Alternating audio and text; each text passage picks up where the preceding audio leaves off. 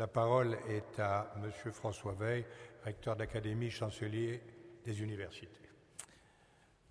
Mesdames et Messieurs les élus, Monsieur le Président du Consistoire central, Monsieur le Grand Rabbin de France, Monsieur le Président du Conseil représentatif des Instituts Juifs de France, Monsieur le Président de la Fondation pour la mémoire de la Shoah, Monsieur le Président du Centre communautaire de Paris, Mesdames et Messieurs les professeurs, Mesdames et Messieurs, je vous souhaite la bienvenue à tous et à toutes en Sorbonne, la bienvenue à l'université.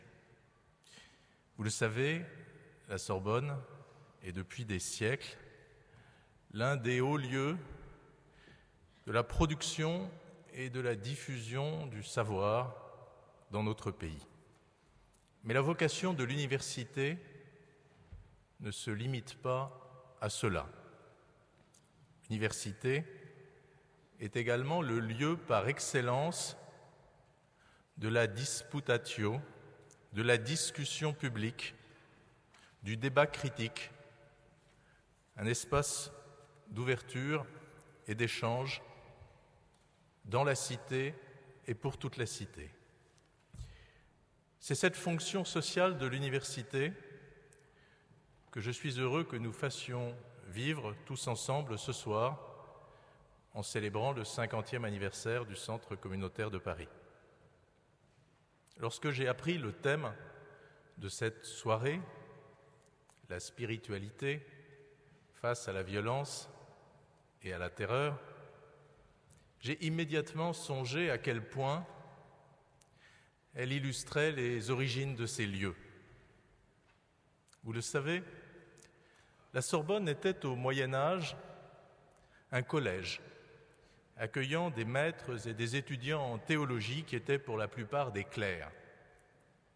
Et la spiritualité de ces clercs s'épanouissait alors dans un environnement particulièrement violent. Si violent que la rue dans laquelle fut construite plus tard la Sorbonne s'appelait la rue Coupe-Gueule ou Coupe-Gorge. Elle a depuis pris le nom de rue de la Sorbonne. Que de chemins parcourus pour la même rue, me direz-vous. Ce chemin, c'est celui d'un processus de civilisation. Un processus auquel ont participé, et de quelle manière, comme acteurs et comme victimes, les membres des communautés juives à travers les siècles. Un processus au cœur duquel se trouvent aujourd'hui le travail, le devoir de mémoire et la prévention des discriminations, de toutes les discriminations, un travail et une prévention en faveur desquels l'Académie de Paris est fortement engagée. Ce processus de civilisation, c'est dans ces lieux nourris de spiritualité, du dialogue entre foi et raison qu'incarnent les figures de Descartes et de Pascal dans ce grand amphithéâtre construit en 1889 par la Troisième République. Cette même République instaura comme principe une valeur à laquelle nous sommes tous profondément attachés, la laïcité. Un principe qui n'est pas en contradiction, loin de là, avec les actions que mène le Centre communautaire de la capitale, Monsieur le Président, un principe qui nous rassemble ce soir en ces lieux pour débattre de la spiritualité. Et c'est dans cet esprit que je souhaite donc, comme recteur de l'Académie et chancelier des universités de Paris, proviseur de la Sorbonne, pour reprendre le titre du XVIIe siècle, que je souhaite donc un très bon anniversaire au Centre communautaire de Paris et que je vous souhaite à toutes et à tous une excellente soirée. Merci.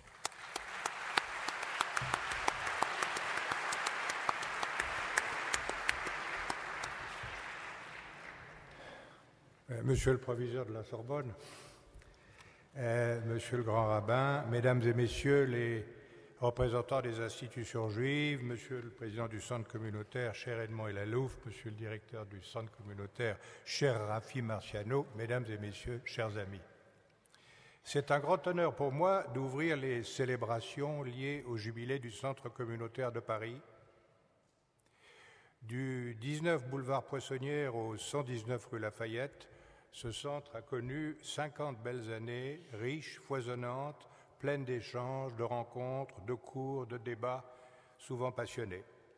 Vous m'avez invité à dire quelques mots et je voudrais d'emblée rendre hommage à mon père, Guy de Rothschild, qui avait inauguré, en tant que président du Front social juif unifié, le Centre communautaire de Paris il y a 50 ans. Mon père était un ardent défenseur d'une tradition française du judaïsme dans laquelle était central l'attachement à la France, premier pays à avoir émancipé les Juifs et à leur avoir ouvert les portes de la réussite sociale. Il avait eu initialement quelques réticences concernant les centres communautaires. D'une part, la synagogue lui paraissait suffisante comme lieu de rassemblement. D'autre part, il a toujours estimé que la culture juive ne devait pas chercher à se différencier de la culture française, mais au contraire s'en nourrir et l'enrichir en retour. Et quand on se replonge dans le climat des années 60, lorsqu'on démarrait les travaux du 19 boulevard Poissonnière, que beaucoup d'entre vous ici ont connu et fréquenté par la suite, on est surpris par la force des affrontements idéologiques de l'époque, et notamment par cette vision très laïcisée qui était celle des fondateurs, où l'enjeu était de rassembler les jeunes juifs indépendamment de toute conviction religieuse. Le centre communautaire assure aujourd'hui la relève de la synagogue en tant que lieu de rassemblement de la communauté, affirmait ainsi Théo Klein, le premier président du Centre communautaire de Paris lors de son inauguration. Je ne sais pas si Théo est parmi nous, mais en tout cas, je le salue ce soir et je lui exprime notre reconnaissance pour tout ce qu'il a fait pour la communauté juive. En ce qui concerne mon père, je crois que ce qui l'a convaincu de la profonde nécessité de ce centre communautaire de Paris, ce fut l'arrivée des Juifs d'Algérie. Il a compris que ces personnes qui arrivaient ne pourraient pleinement s'adapter à la vie en métropole qu'en retrouvant ici quelque chose qui leur était familier, et ce qui évidemment leur était le plus familier, c'était la communauté juive. Une communauté pas seulement culturelle, mais aussi religieuse et sociale, une communauté fondamentale pour leur identité. Il éprouvait beaucoup d'admiration pour les dirigeants communautaires qui surent mener ce projet avec énergie et talent, en particulier le premier directeur du centre, Edgar Gedge, qui s'était d'emblée entouré d'une équipe de confiance avec des personnalités emblématiques et dynamiques telles que Edmond Elalouf, qui est aujourd'hui le président du centre communautaire et qui en perpétue l'esprit.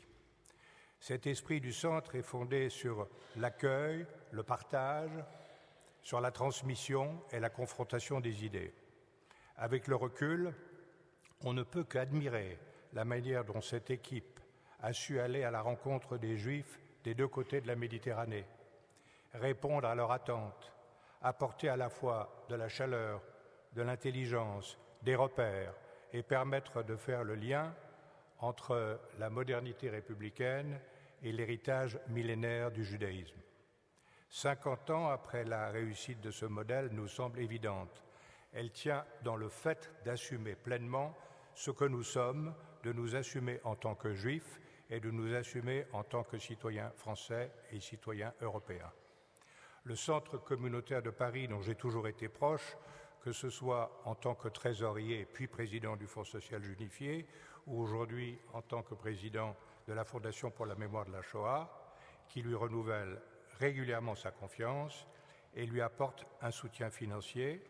Ce centre est aujourd'hui le symbole d'une culture vivante, d'une culture en dialogue, le symbole d'une communauté ouverte sur la cité plurielle, fière de ses racines, soucieuse plus que jamais de comprendre son héritage et de donner les moyens de le transmettre. Il a ainsi un rôle fondamental à jouer pour construire et enrichir le judaïsme français de demain. Je sais que les équipes du Centre communautaire de Paris, guidées de main de maître par Edmond et Rafi, s'y emploient et nous les remercions ensemble ce soir de toutes les belles réalisations de ces 50 dernières années et leur souhaitons que les 50 prochaines années et plus encore soient toujours plus riches et plus foisonnantes. Je passe maintenant la parole à Edmond et Lalo.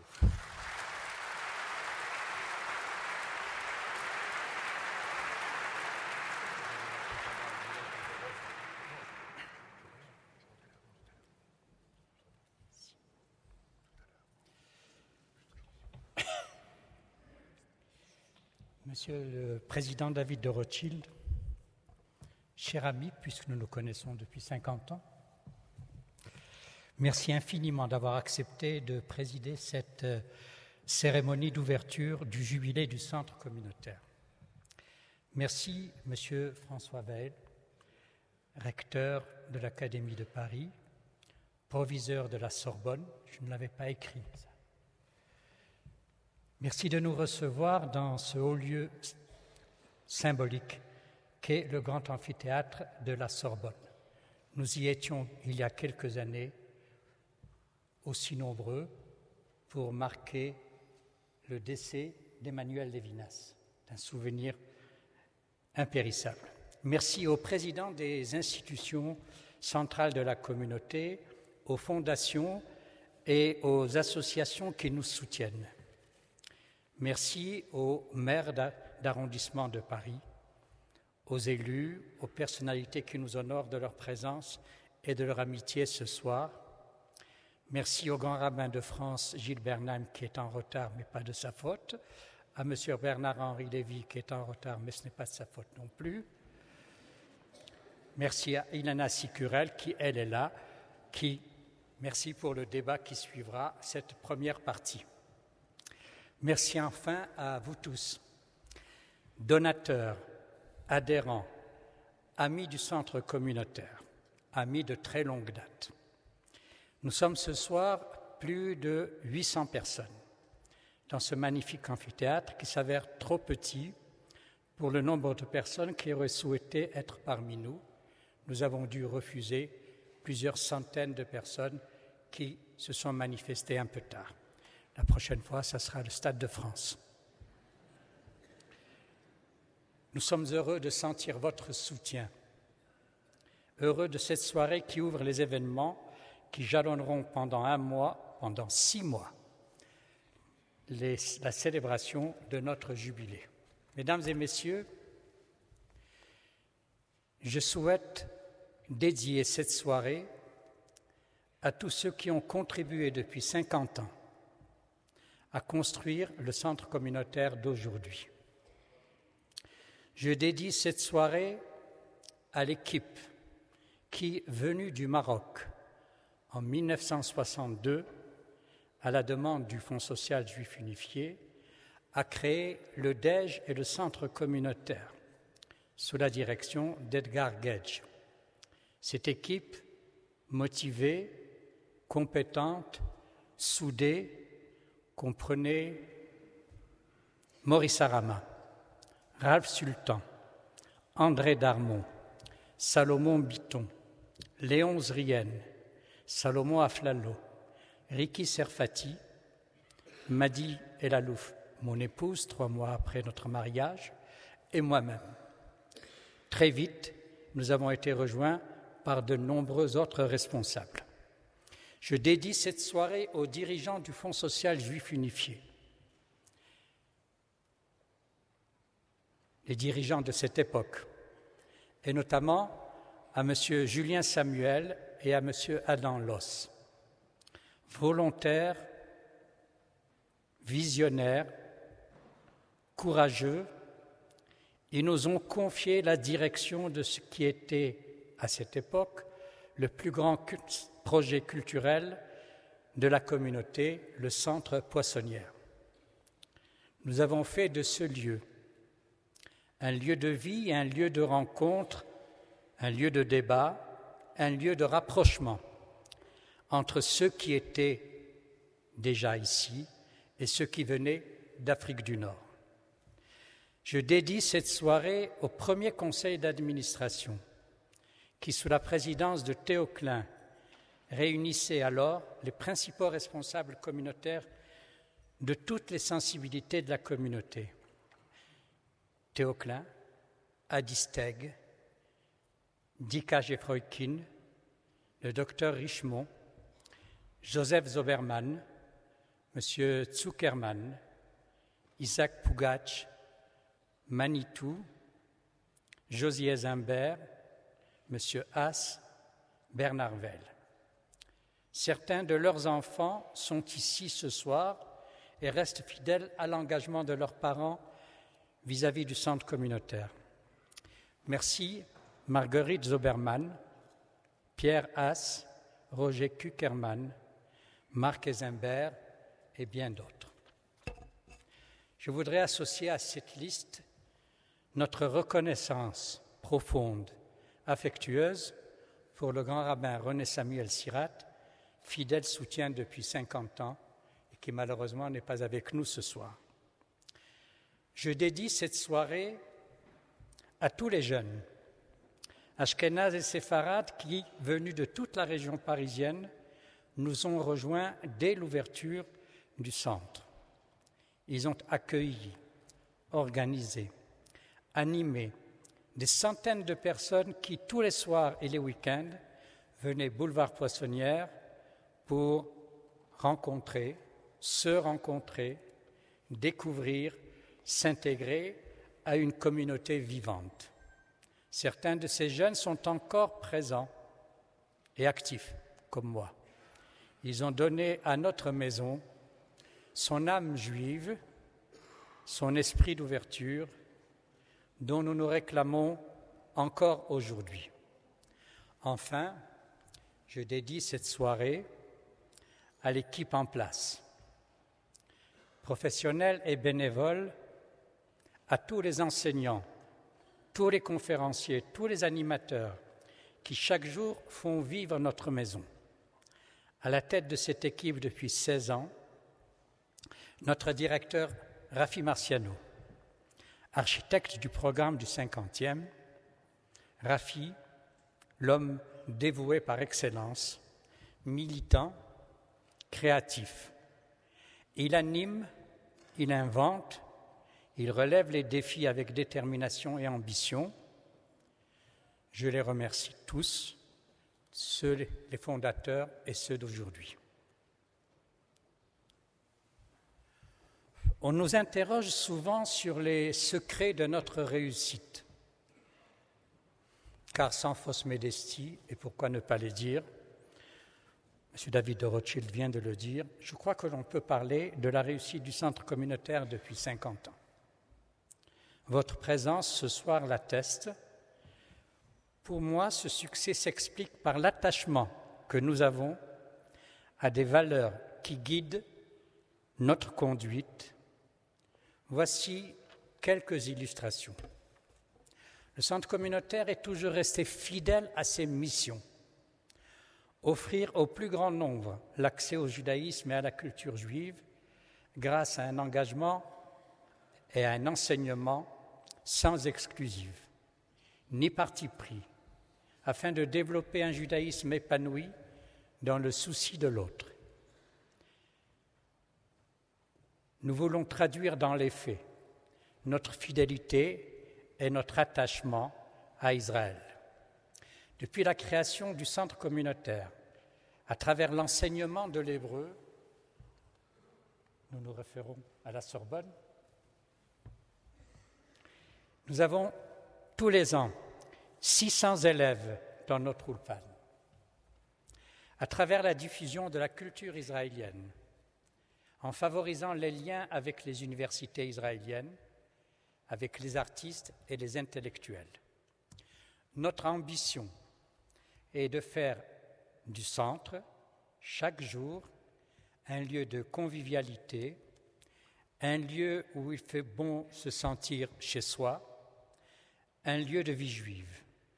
Nous voulons être une maison ouverte et accueillante, à tous les courants de la communauté et de la cité, à tous ceux, juifs et non-juifs, qui veulent étudier, débattre, mieux connaître, mieux comprendre les valeurs du judaïsme. Pour réussir, nous avons une bonne dose de foi. Mais il nous faut travailler, beaucoup travailler, tous, toute l'équipe, tous nos amis. Rien n'est acquis, tout est à construire, à reconstruire, à développer. Nous fonctionnons comme une équipe, chacun apportant ses compétences, son dévouement, son engagement. Nous sommes intransigeants sur notre organisation et sur notre bonne gestion. Nous sommes aussi exigeants dans le choix de nos enseignants, de nos intervenants, de nos animateurs. Dans les programmes que nous élaborons, nous nous efforçons d'être créatifs, innovants, dans les contenus et dans les méthodes. Ainsi, nous avons intégré à nos moyens d'action, ces dernières années, l'usage des nouvelles technologies pour faciliter l'accès et la diffusion de nos enseignements. Fidèles à notre souci de l'autre, nous menons au quotidien des actions de solidarité, souvent dans la discrétion et à l'occasion des grands événements. Le 50e anniversaire sera pour nous l'occasion d'ouvrir largement le chantier de ces nouvelles technologies par le développement de notre site web et par la création de l'université numérique en ligne Elie-Wiesel. En 50 ans, le concept de centre communautaire a su adapter ses missions, ses méthodes aux besoins de la communauté et à l'écoute de celle-ci. Il a constamment évolué en douceur, sans crise, sans à-coups. Demain, nous le ferons, nous le vérifions, nous le continuerons grâce à la mise en place de notre nouveau projet. Un projet ambitieux, indispensable à la communauté, qui réunira dans un espace plus grand, mieux situé, le futur centre communautaire, qui, les circonstances nous l'indiquent, qui changera probablement de nom pour s'appeler le Centre culturel et universitaire juif d'Europe. Je vous remercie.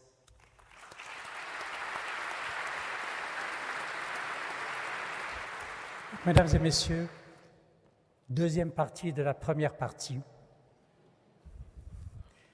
Nous allons appeler les présidents des grandes associations de la communauté, pas tous les présidents, parce qu'il y a beaucoup de grandes organisations, à part celles que je vais appeler.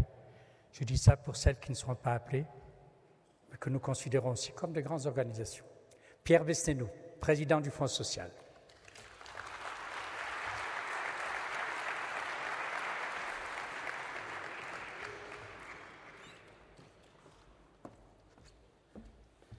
Monsieur le recteur, mon cher David, mon cher Edmond, mesdames, messieurs, laissez-moi d'abord vous dire toute mon émotion.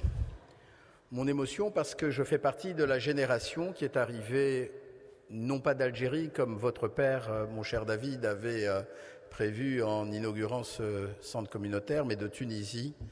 Et je fais donc partie de cette génération qui a connu le centre communautaire du boulevard Poissonnière, qu'il a suivi ces nombreuses années jusqu'à la rue Lafayette. Et je voudrais vous dire combien je suis ému parce que si celles et ceux de ma génération ont pu s'intégrer en France, ont pu conserver un certain nombre de critères important pour notre identité, pour notre judaïsme. Le centre communautaire de Paris a été un élément fondamental. Je voudrais vous dire ma fierté en tant que président du Fonds social juif unifié de pouvoir contribuer, accompagner ce centre communautaire qui est pour nous un exemple, pour nous tous, un exemple. Vous évoquiez, monsieur le recteur, d'ouverture sur la cité. Vous évoquiez, mon cher David, de l'importance d'un lieu de rencontre au-delà de la synagogue. Vous dire combien celles et ceux du Fonds social juif unifié qui ont contribué à la création de ce centre communautaire, à la construction de ce centre, sont fiers aujourd'hui du résultat que mon cher Edmond, Rafi Marciano, vous nous démontrez une fois de plus ce soir. Vous dire notre fierté au Fonds social juif unifié lorsque voit qu'effectivement la culture, élément central de la vie juive, mais aussi la jeunesse, l'éducation, la solidarité. Mon cher Moïse Cohen, combien vous avez contribué à travers la Tzedaka de faire que le centre communautaire de Paris soit un élément moteur de ce qui représente aujourd'hui pour notre communauté une ressource quasi existentielle pour les associations sociales que nous avons dans notre communauté. Dire notre fierté, effectivement, alors, est-ce que ce n'est pas dépassé comme notion, mais ce centre où se retrouvent Ashkénazes et Séfarades, ce centre où se retrouvent jeunes et moins jeunes, ce centre où se retrouvent toutes celles et tous ceux qui veulent retrouver une partie d'eux-mêmes, une partie de leurs racines, mais une partie aussi de leur futur. Vous dire notre fierté dans ce combat qui n'est pas un combat simple, et je le dis très humblement parce que j'en ai très peu de mérite, mon cher David, en vous succédant il y a 8 ans, le plus dur était fait. Mais ces dernières années ont été encore des années de combat. Vous le savez, mon cher Edmond et Rafi, combien à chaque fois que nous avons à discuter, une fois par an, de la contribution nécessaire au budget du centre communautaire, c'est un moment difficile, un moment compliqué, parce que nous avons hiérarchisé nos priorités. Nous avons la responsabilité au Fonds social juif unifié de la solidarité. Est-ce que la solidarité est moins importante que la culture ? Nous avons la responsabilité de la jeunesse, nos mouvements de jeunesse, l'avenir de notre communauté. Nous avons la responsabilité de la sécurité, nous avons la responsabilité de l'éducation existentielle.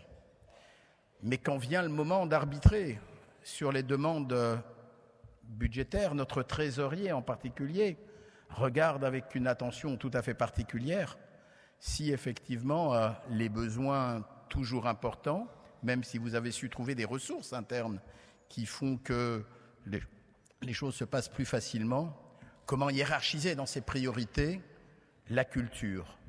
La culture a un coût important, le savoir coûte cher, mais nous avons appris aussi que l'ignorance coûtait beaucoup plus cher. Et là-dessus, c'est un élément moteur pour nous. Je voudrais profiter de l'occasion pour remercier les élus du Fonds social,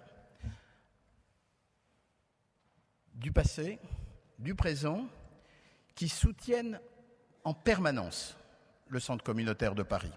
Je voudrais profiter de cette occasion pour féliciter et remercier David Sada, le directeur général du Fonds social juif unifié pendant près de 30 ans, qui a soutenu de façon extraordinaire le centre communautaire. Je voudrais vous dire combien c'est un modèle pour nous que nous essayons de diffuser dans toute la France. Et lorsque nous avons le centre de Lyon, le centre de Marseille, le centre Elie Wiesel de Nice, Le centre de Toulouse, c'est toujours avec le centre communautaire de Paris que nous essayons de montrer les choses qu'il y a à faire. Pour conclure, mes chers amis, vous avez évoqué le nouveau centre communautaire qui, j'espère, pourra exister dans un autre quartier, puisque vous prévoyez le 17e arrondissement. J'espère encore une fois que si nous fêtons aujourd'hui les 50 ans de ce centre communautaire, nous serons en mesure, tous ensemble, de pouvoir inaugurer ce nouveau centre dans lequel l'effort qui est demandé aux uns, aux autres, aux différentes fondations, à la Fondation de la mémoire de la Shoah et à d'autres fondations pour que ce centre existe. Vous avez démontré combien il était important pour notre communauté. Nous vous souhaitons aujourd'hui bonne chance pour les 50 prochaines années. Merci.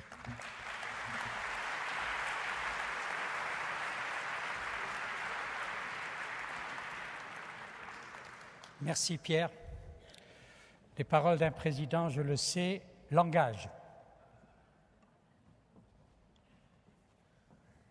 Je répète, les paroles d'un président l'engagent.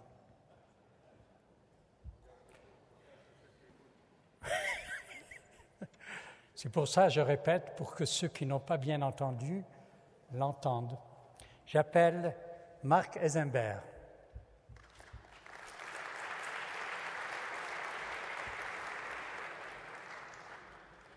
Président de l'Alliance, président du Fonds Arevim, ami du centre communautaire depuis sa naissance.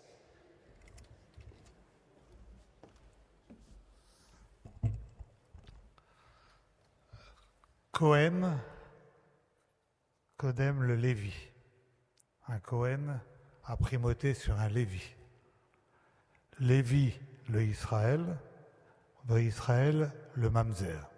Le Lévi, c'est Israël, et Israël a un rang supérieur au Mamzer, au Bâtard.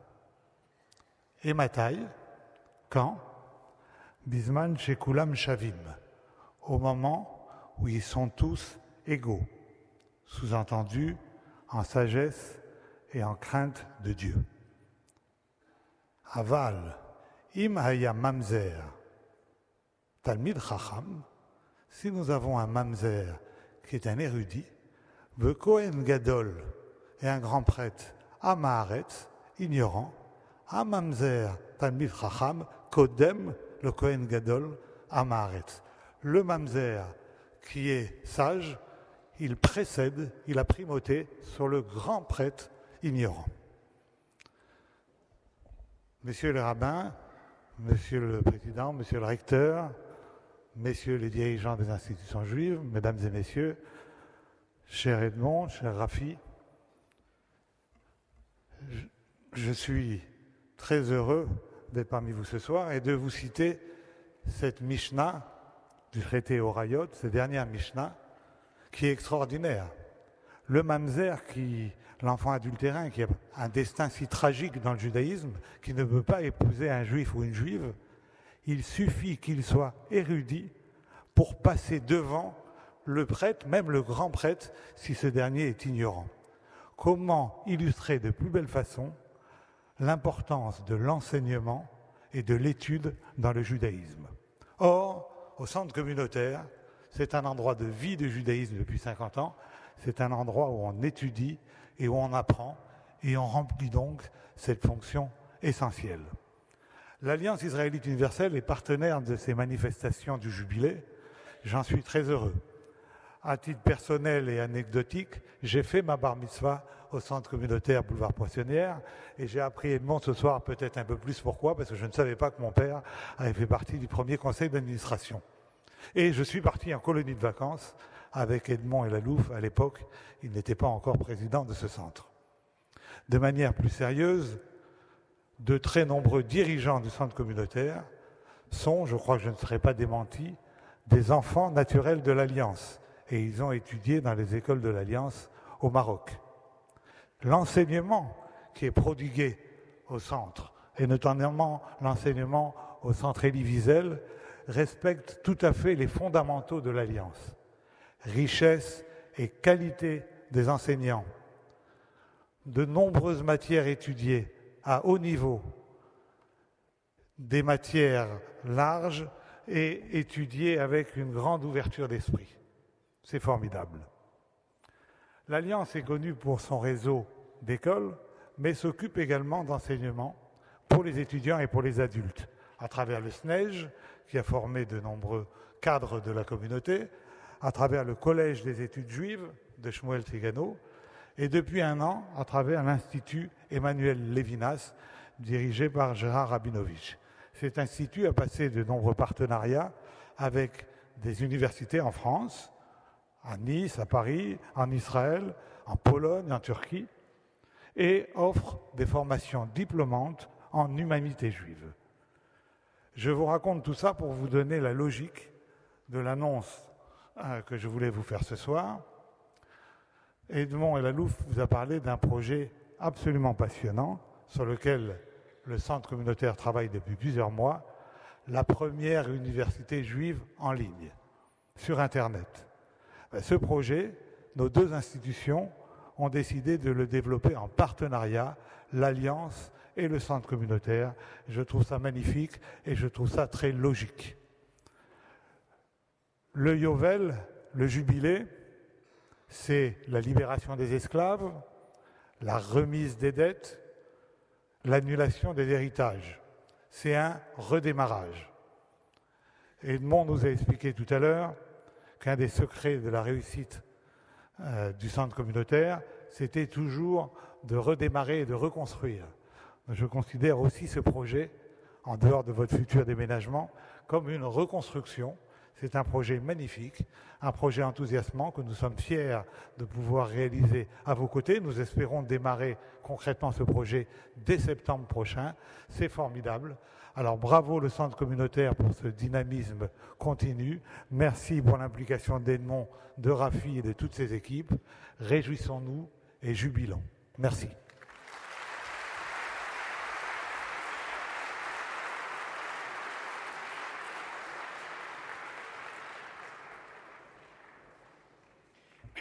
Merci. Merci à Marc pour ses engagements, sa générosité. C'est la première institution, la deuxième, parce que le Fonds social est déjà engagé pour le 50e à nous aider. Donc c'est Marc qui a suivi. Je pense que je voudrais vous dire que l'une des préoccupations d'un président, c'est de trouver de l'argent, pas de faire des discours. J'appelle Richard Prasquier, président du CRIF.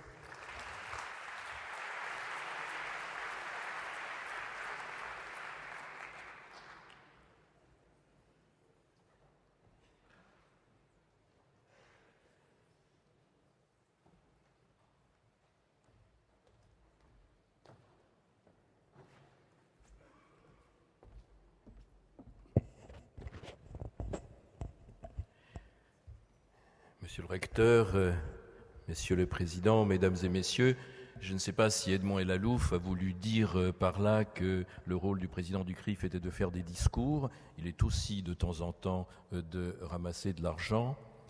Mais je voulais vous dire ici mon émotion de pouvoir dire mon hommage pour le Centre communautaire de Paris. J'ai, vis-à-vis de l'équipe qui s'en occupe, dirigée de façon extraordinaire par Edmond Elalouf et par Rafi Marciano, comme tout le monde l'a dit, un triple sentiment. Sentiment d'admiration devant la richesse du programme qui nous est offert, que je lis avec beaucoup d'attention. Sentiment d'amitié, parce que chaque fois que je viens dans ce centre rue Lafayette, et puis peut-être ailleurs, je me sens véritablement chez moi. C'est notre lieu, c'est un lieu qui est extraordinairement amical, convivial. Et puis un troisième sentiment qui est celui de la frustration, parce qu'il y a tellement de beaux programmes auxquels je voudrais participer, auxquels je voudrais assister ou que je voudrais éventuellement voir lorsqu'ils sont reproduits par Acadème. Et je ne peux pas le faire parce que j'ai d'autres occupations et j'espère que quand ces occupations ont cessé, que je pourrai finalement donner toute l'attention qu'il le mérite à ce centre communautaire qui est un lieu véritablement magnifique de la communauté juive de France. Et puisque je parlais d'Acadème, eh bien Acadème est notre correspondant au CRIF pour notamment la convention nationale que nous allons effectuer dimanche prochain et qui va parler de l'antisémitisme, auquel ceux d'entre vous qui ne se sont pas encore inscrits, je les encourage à inscrire. Excusez-moi pour faire la publicité pour ma propre maison. Et puis, il est bien connu que le CRIF ne s'occupe pas de problèmes de culture spécifiquement, il s'occupe de problèmes politiques, mais il est évident que la politique, c'est aussi de la culture et qu'une partie des thèmes qui sont traités au centre communautaire touchent énormément à la culture. Ce centre communautaire qui est d'ailleurs membre du CRIF à part entière. La culture, c'est une façon de penser, une façon de sentir et une façon d'agir particulière. Cette définition, que je trouve belle, a été donnée par un homme qui s'est trouvé ici, professeur, dans ces mêmes lieux, dans ce magnifique amphithéâtre de la Sorbonne qui avait été construit une quinzaine d'années avant qu'il devienne professeur à la Sorbonne. C'était Émile Durkheim. Si je pense à Émile Durkheim aujourd'hui, et si je pense aussi à un autre homme qui s'appelait aussi Émile d'ailleurs, et qui a été aussi professeur dans cette Sorbonne, Émile Benveniste, dont on a récemment publié un certain nombre de textes, une quarantaine d'années après sa mort, c'est que je me suis posé la question de savoir ce que signifiait véritablement la culture juive, puisqu'il est bien clair que le soubassement religieux est absolument fondamental dans cette culture. Et je me suis demandé si ces deux hommes, qui ont été parmi les luminaires des sciences humaines en France au cours du XXe siècle, pouvaient ou non être considérés comme appartenant à cette culture juive. Émile Durkheim, 8 générations de rabbins avant lui. Émile Benveniste, d'Alep, également génération de rabbins, étudiant au séminaire de la rue Vauquelin. Aucun des deux n'est devenu rabbin, aucun des deux n'a véritablement témoigné sur le judaïsme au cours de son œuvre, et pourtant, en l'analysant bien, je suis convaincu que leur formation, ce travail d'interprétation des textes, qui est tellement fondamental dans la praxis du judaïsme, dans l'histoire du judaïsme, est quelque chose qui les a profondément marqués et qui font que, oui, ces hommes qui se situent à la marge de ce que l'on peut appeler le judaïsme, eh bien, je pense qu'on peut les intégrer, comme beaucoup d'autres, bien entendu, je ne donnerai pas les noms, comme beaucoup d'autres au cours de ce XXe siècle, à la culture juive. Et c'est peut-être l'occasion de rappeler que ce judaïsme qui commence à se détacher de la religion, mais qui est profondément ancré dans l'histoire, celui qui s'est créé à l'époque des Lumières avec Moïse Mendelssohn et qui a donné tant d'extraordinaires exemples pour la culture universelle. Il correspond à ce besoin d'universel, à ce regard vers l'autre, qui est une des caractéristiques du judaïsme dans ce qu'il a de plus profond et que résume la phrase de Hillel. Finalement, qu'est-ce que c'est que la Torah ? Ne fais pas à l'autre ce que tu ne voudrais pas qu'il te fasse à toi. Il n'y a pas de culture sans transmission verticale, par définition même, sans histoire, sans passage d'une génération vers l'autre génération, et il n'y a pas non plus de culture sans transmission horizontale, c'est-à-dire sans un mode de pensée qui a quelque chose de collectif.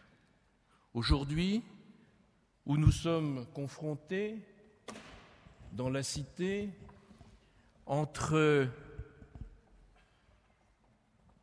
les risques du ghetto, les risques de l'enfermement communautaire et les risques d'un autre côté d'une sorte de dilution universaliste dans lesquelles nous aurions perdu ce qui fait nos caractéristiques particulières et qui nous permet par là même d'enrichir l'ensemble de la communauté nationale, je pense qu'une institution comme le centre communautaire, par la qualité de son travail, par son regard vers la cité et par sa profonde imprégnation de la tradition ancestrale, représente ce qui se fait de plus beau dans le judaïsme. Je vous remercie.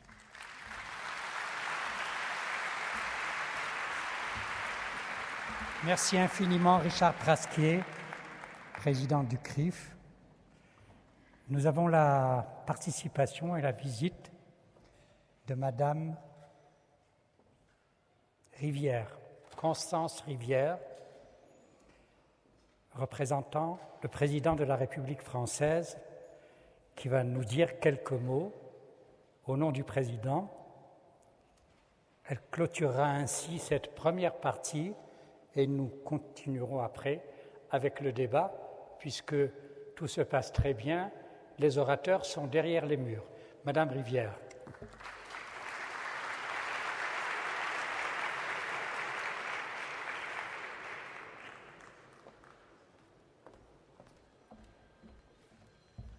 Bonjour, merci beaucoup. C'est un honneur d'être ici devant vous et d'être ici pour représenter le président de la République. Quelques mots. Il tenait à être présenté ici ce soir pour saluer l'œuvre qui est accomplie par ce centre, qui est devenu en 50 ans un lieu incontournable de la culture et du savoir, à Paris, en France, en Europe. Cette œuvre, c'est avant tout la promotion de valeurs que le judaïsme partage avec la République. La tolérance, l'étude, les vertus apaisantes de la connaissance, l'ouverture et le dialogue enfin, à travers ce centre qui accueille aussi bien des croyants que des non-croyants, tous animés par la même passion d'apprendre, d'échanger et de transmettre. La série de débats qui s'ouvre à l'occasion du jubilé dans des domaines extrêmement variés, l'international, l'économie, l'éthique, les religions, avec des intervenants d'une grande richesse, en sont le meilleur témoignage. Il est une valeur à laquelle le président de la République est particulièrement attaché, comme il a eu l'occasion de le redire lors de l'inauguration du mémorial de Drancy. C'est celle de la transmission. La transmission, là, réside l'avenir de la mémoire, disait-il à cette occasion. C'est justement une des valeurs que votre religion et notre République ont en commun et qui se trouve au cœur du projet du Centre communautaire de Paris. La transmission, c'est de permettre à chacun de savoir d'où il vient pour comprendre qui il est et ce qu'il souhaite devenir. La transmission, c'est se souvenir d'hier et en retenir toutes les leçons pour aujourd'hui et pour demain. Le Centre communautaire de Paris, à travers les recherches de très grande qualité qu'il mène et anime, joue admirablement ce rôle, un rôle d'éveilleur des consciences. Valeur de transmission, mais également de dialogue. Nous étions, avec quelques personnes ici présentes, au vœu du président aux autorités religieuses il y a quelques minutes, quelques dizaines de minutes, et il rappelait l'importance qu'il attache à deux choses, le respect et le dialogue. Et le dialogue est, avec la transmission, l'autre valeur qui lui semble particulièrement importante, car pour que la transmission se fasse bien, le savoir ne doit pas être imposé, mais au contraire discuté, débattu, questionné. En rassemblant chaque année des intellectuels et des chercheurs de tous horizons, à l'occasion de conférences et de colloques, en ayant ouvert ses cours d'hébreu et d'études juives au public le plus large, sans restriction de confession, d'âge ou de niveau, le Centre communautaire de Paris est devenu un lieu dédié à la rencontre d'idées et d'expériences diverses, au dialogue entre des interprétations différentes du monde. Le président de la République tenait à saluer cet esprit d'ouverture qui permet à chacun de trouver sa place et de s'enrichir du savoir de l'autre. Ce lieu où les idées foisonnent, où les ouvrages sont précieusement conservés et scrupuleusement étudiés, ce lieu est un espace d'information et donc de tolérance, car il est vrai que l'intolérance naît de l'ignorance. À travers le centre communautaire et son impressionnante vitalité intellectuelle, à travers Edmond Elalouf, président du centre, et Rafi Marciano, son directeur, c'est cet esprit-là que nous voulons saluer. C'est aussi un certain goût de l'étude, une jubilation d'apprendre. La République française avait donc à cœur de célébrer son 50e anniversaire et de lui adresser tous ses vœux de succès et de pérennité pour l'avenir. Je vous remercie.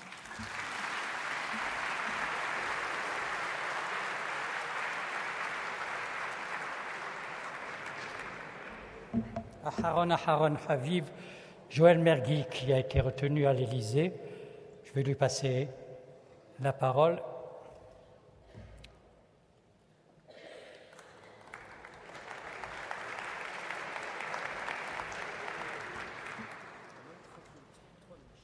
Alors, ils se sont mis d'accord l'un et l'autre pour 3 minutes. Voilà. Non, il m'a dit 30 minutes, il m'a fait peur, je n'avais pas préparé 30 minutes. 3 minutes. D'ailleurs, il vous a fait peur et je voulais vous faire peur également. Messieurs le Président, cher Edmond Elalouf, cher Rafi Marciano, Madame la représentante du Président de la République, et chers amis, c'est d'abord une très grande émotion que de prendre la parole dans cette enceinte. J'ai le souvenir d'y avoir pris la parole il y a quelques années pour l'ouverture du centre Flegg, pour la réouverture du centre Flegg. Et c'est aussi tout un beau symbole que de faire ici ce 50e anniversaire de ce centre communautaire qui nous est si cher. Je voudrais en quelques mots d'abord exprimer ma reconnaissance personnelle envers le centre communautaire. Arrivant à Paris du Maroc, ça fait partie des lieux que j'ai été tout jeune étudiant à fréquenter. Et je voudrais redire à Edmond Elalouf, à Rafi Marciano, ma reconnaissance personnelle et au travers de moi la reconnaissance de notre institution consistoriale pour tout le travail qui est fait pour développer, ouvrir la culture, la transmettre toutes les facettes du judaïsme et bien montrer combien notre judaïsme est pluriel, combien il peut embrasser des personnes et des personnalités les plus diverses, de différents horizons, de différents âges, de différentes cultures, de différents lieux, de différents pays. Et c'est fondamental de le redire. À l'heure où chacun d'entre nous cherche le meilleur moyen de savoir comment nous adresser à cette moitié des Juifs de France qui ne sont pas dans la sphère communautaire. Et on est un peuple, je le répète très souvent, trop peu nombreux pour nous passer d'un seul de nos membres. Nous avons une partie dynamique qui est là dans nos communautés, dans nos synagogues, dans nos associations, et une partie que nous avons l'impression, avec beaucoup de serrement au cœur, n'est-ce pas, David de Rothschild et Pierre Besnénou, les voir s'éloigner. Et je crois fondamentalement à l'action du centre communautaire et du travail qui peut être fait par le centre communautaire avec les différentes communautés pour donner envie de judaïsme, pour donner des éléments qui permettent à tous ceux qui ont des besoins, quels qu'ils soient, de retrouver des racines sous la forme effectivement de racines religieuses, de la racine culturelle, de racines historiques, de racines mémorielles et de la langue hébraïque tellement bien enseignée au centre communautaire, et de permettre à chacun des Juifs de France de trouver un lien avec ses racines. Pour tout cela, merci au centre communautaire et longue vie au centre communautaire. Merci.